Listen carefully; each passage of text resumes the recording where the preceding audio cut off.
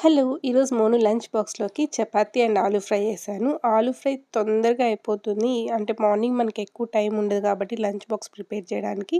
అలాంటి టైంలో ఇలాంటి ఫ్రైలు చేస్తే టేస్టీగా ఉంటుంది. ప్లస్ తొందరగా అయిపోతుంది. మరి ఆలూ ఫ్రై నేనెలా చేస్తానంటే ఒక ప్యాన్‌లో ఆయిల్ వేసుకొని ఆయిల్ హీట్ అయ్యాక ఆవాలు, జీలకర్ర, ఆనియన్స్, కరివేపాకు వేసి ఫ్రై చేసుకోవాలి.